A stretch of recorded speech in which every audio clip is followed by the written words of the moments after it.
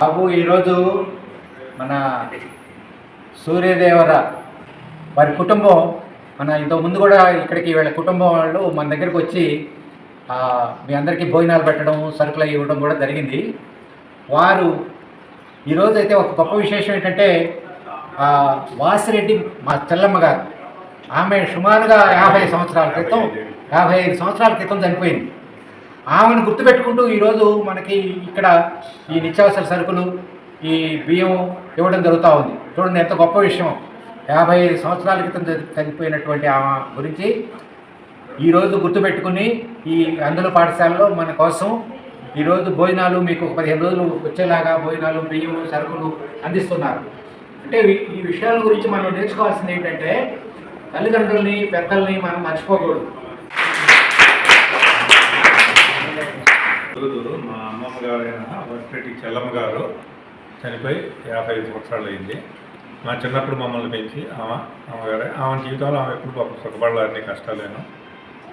మేమందరం స్థిరపడి మంచి అభివృద్ధి వచ్చేటట్టుగా ఆమెగారు లేరు.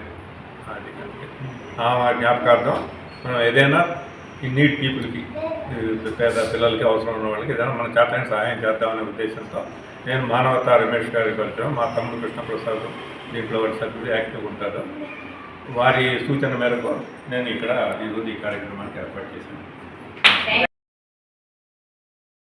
భగవంతుని కోరుకుంటూ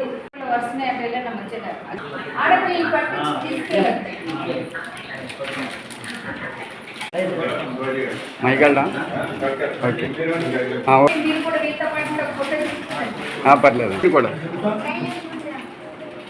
ఓకే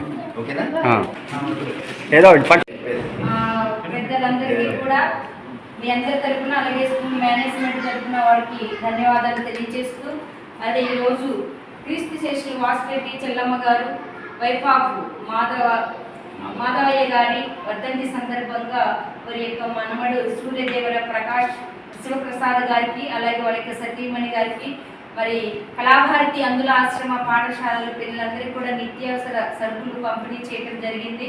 అలాగే భగవంతుడు మరి ఇరువురికి మంచి ఆయురారోగ్యాలు అనుగ్రహించాలని, అలాగే మరి మాధవయ్య గారికి, అలాగే వాసిరెడ్డి చెల్లమ్మ గారికి భగవంతుడు ఆత్మశాంతిని అనుగ్రహించాలని, మరి వాళ్ళ ఆశీస్సులు వీరి మీద ఎల్లవేళలా ఉండాలని, అలాగే ఇలాంటి సేవా కార్యక్రమాల్లో వారు అనేక విధాలుగా సహాయ సహకారాలు అందించాలని మనం మనస్ఫూర్తిగా కోరుకుంటూ, అలాగే